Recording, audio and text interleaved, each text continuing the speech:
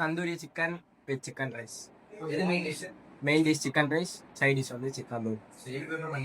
Prepare வந்து tandoori chicken வந்து இது சார்கோல் வச்சு அதில் வச்சு பண்ணோம், பயிர் மூட்டு. சிக்கன் ரைஸ் வந்து நார்மலாக.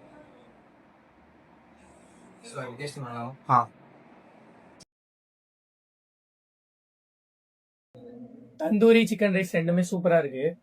தந்தூரி இவ்வளோ கம்மி டைமில் நல்லா செஞ்சுருக்கீங்க, நல்லா ஃபுல்லாமே வெந்திருக்கு. மைனஸோட தொட்டு சாப்பிடும்போது இன்னும் நல்லா இருக்கு. சிக்கன் ரைஸும் நல்லா இருக்கு.